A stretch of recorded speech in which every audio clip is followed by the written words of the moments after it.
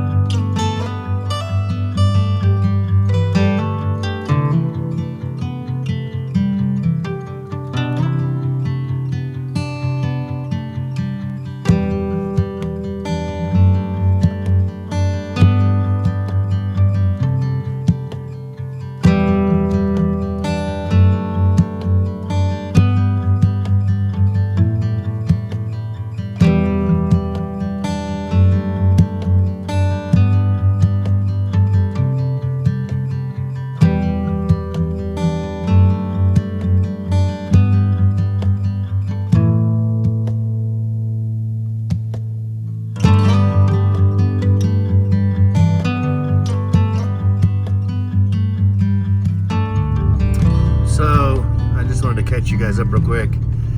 I really needed to do a big trip to shake down, you know, Brock Landers and see what he was going to be made of, and see what I'd done right and what I'd done wrong and what he would need. And so that's what this whole trip was about. I didn't film a lot of it because a lot of it was to me finishing 2022 just kind of by myself, and you know, letting my mind clear and spending New Year's in Telluride, which was awesome. So that's what we're doing. This is the shakedown, and so far, guys, I'll go more into it when I sit down to kind of talk in this video, but this is the trail. It's FR 76, and basically I'm heading, I want to say this is east, out of Tres Ritas, and so this is kind of the shape of it right now. The gates have been open, and so I've just got them in 4-wheel auto, and I have the rear locked, and I'm just kind of, you know, taking my time and going through it real easy. Some of it's a little slick, and then some of it's just, you know, a little bit of snow, and so I'm just being easy and kind of cruising, and because this is the time of night when the road starts to re-ice. So you can do this, guys. But just be careful. Again, I'm not a professional driver. I've just been doing it a while, and I am conscious. You know, I'm very conscious about the fact that if the snow gets deep, go ahead and stop and either turn around or, you know, make camp and do the rest in the morning. So anyway, let's keep rocking and rolling, because so far it's looking inviting. And anybody in the New Mexico area, this trail is along a creek, and there's been some incredible campsites so far. So, let's see where we go.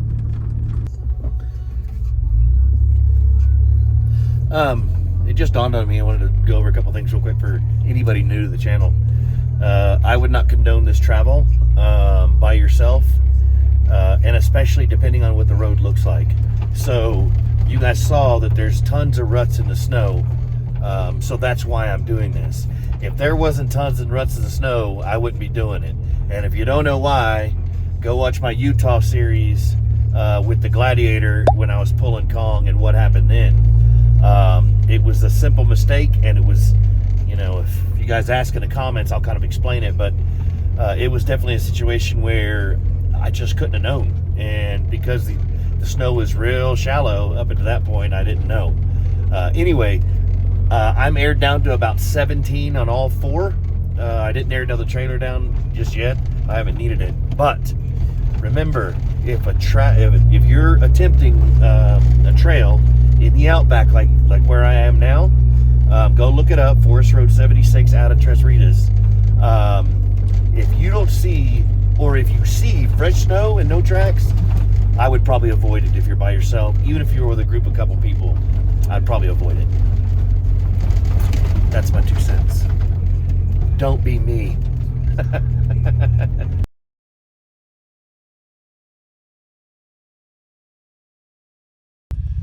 Okay, boys and girls. This is exactly what I'm talking about. So, this is definitely misrepresenting how deep it got. Oh, probably see a set of trees right there, and it's constantly uphill, and there's those dig outs, and what they're for is so when water's running, they'll cut off those and shoot down off the mountain. Well, those got super deep, and it took me probably 45 minutes to back out. But I told you guys, hey, if it gets deeper than 6 inches, it will get deeper as it gets to the top of the mountain. So stop and turn around. So just some really slow work navigating backwards. Probably 100 resets, but I got it back, and then used this turnaround here, backed up here where somebody else had already done it. And I've got a Kong and Brock Landers turned around. And unfortunately, this is going to be an out and back for us. So I'm going to hurry up and see if I can't get back down to some lower elevation, considering we're going to have to drive back out that way, and go ahead and just make tracks back down to the bottom of the mountain. And then when we get down there close, pick one of those campsites, set up, and get us some dinner going. How does that sound?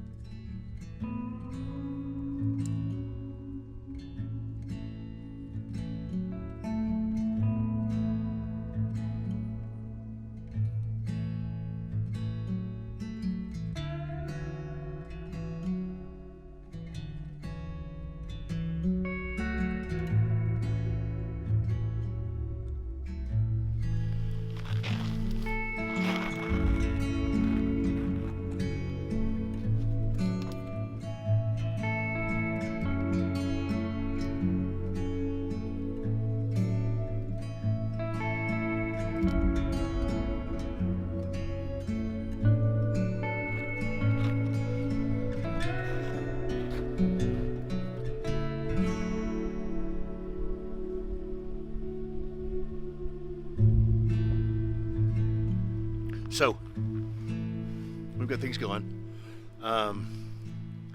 Devos lights the way. Telling you, it's hands down the biggest help to you at camp. If you don't have a second set of hands, or a buddy, or a friend, or a girlfriend, or a wife, super nice to be able to take that everywhere. Shines like whatever I need. Anyway, that's a shameless plug.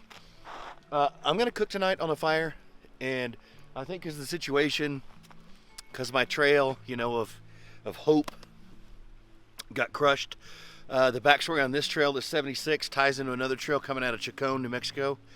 And about 3 years ago, good friend of mine, vet, we do a big vet strip, and every year I try to get some vets together and go somewhere. Well, he and I had went to where that trail was going to meet, and I wanted to see how this went through. Well, it does, but that time we were going to cross and straight through over to Angel Fire on the Enchanted Rockies Trail. Well, backstory is I always check weather before I go. Make sure you check it. Literally in the mountains, things change. When you're in elevation, it could be sunny right now, and in 20 minutes, not. And earlier it was overcast and kind of cloudy, but it didn't say anything about snow here. Now I'm up in the mountains a little bit, and you can see it snowing. That being said, it was the same kind of thing that night. We started at the bottom of the mountain, and over there it's about a 13er. We started at the bottom of the mountain coming up. Totally normal day. We stopped, took pictures, as a matter of fact. Started making our way up the trail about 9,000 feet. It got super sketchy. So we went ahead and pulled over in a bypass little pull-off camp and set up. Little do we know, at 11,000 feet, we got hit with a crazy blizzard. 70 mile an hour winds. It went from probably 45 to negative 23 in an hour. So we knew things were dire. We were trying to pour gas on the fire to keep it running, but with that kind of storm going on, it had made the air so dense that it didn't even, after the gas was burned out, the fire wouldn't even stay on.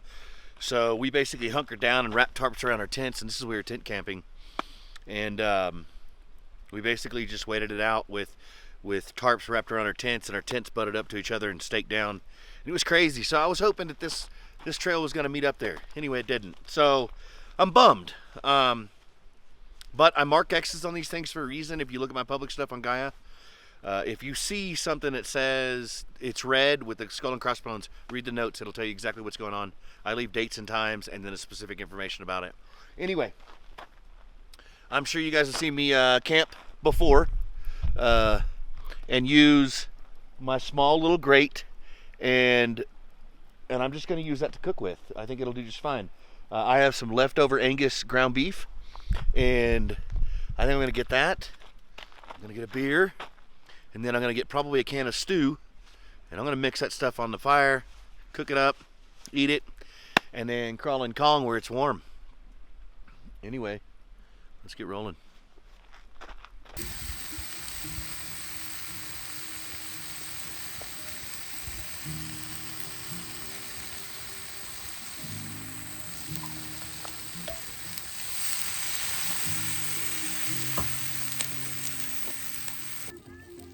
Ooh-wee. Look at that. It is doing nice.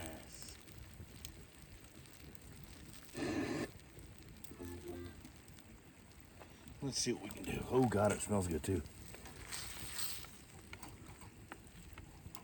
Now, if this is early in here, I'd be worried about cooking this late because of bears and such, but it's pretty late right now for be worried about that, especially up here.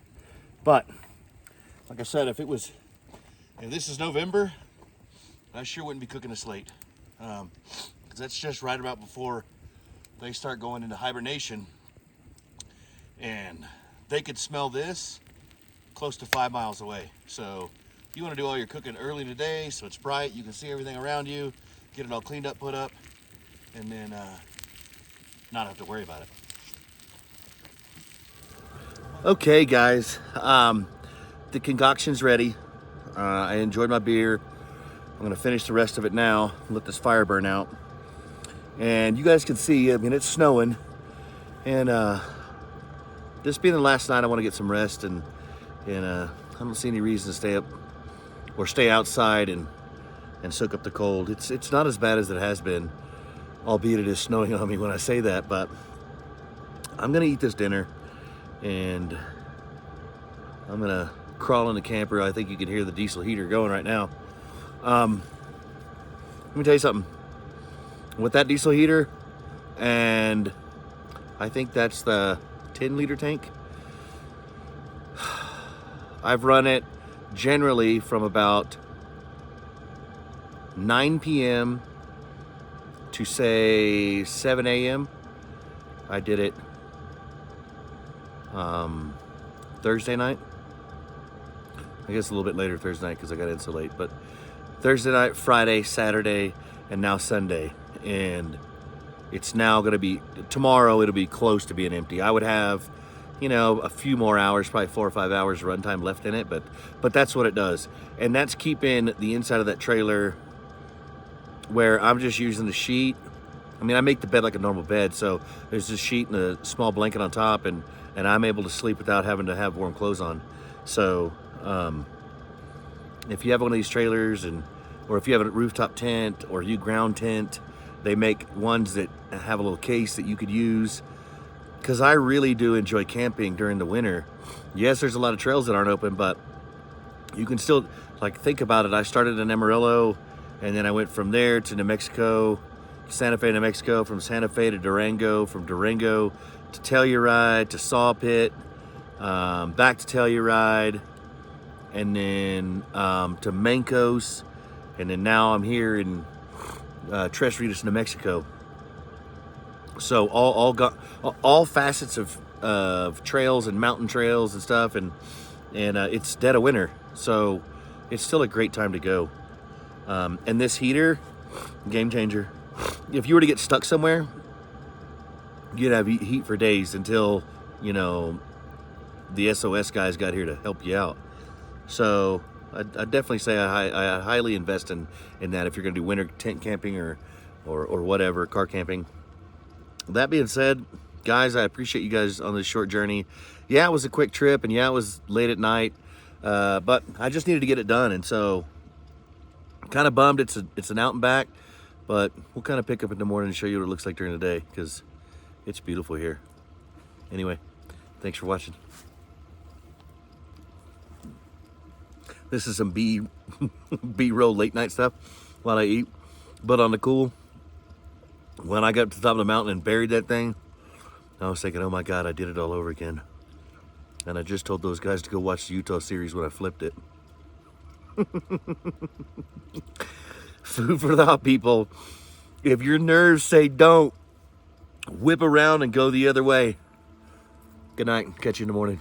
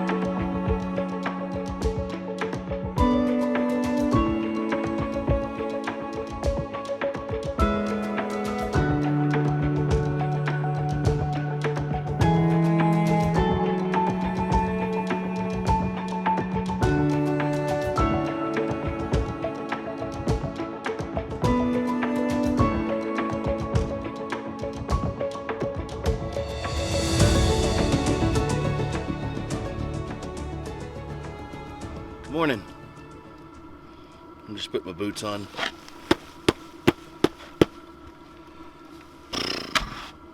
Looks like we got about 2.5 inches of snow over the night last night, so I'm glad I put everything up.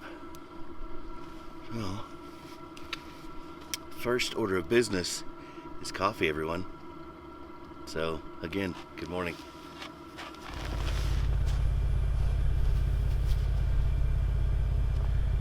I don't know what that is. Cream. Hey. Standard coffee, just like you guys do. And then, since I was looking at the map, we're only about 1.5 miles-ish from the trailhead. I think I'm gonna go ahead and air up here. And reason being is the trailhead is pretty small, and so I don't want to take up a lot of that room with the truck and a trailer, me airing down or airing up in case somebody gets here. But that's what we're doing. We're gonna go to air down, air up, finish this coffee, and then pack everything up. I'm gonna go dump that fire pit in their fire ring, and then we should be ready to get out of here.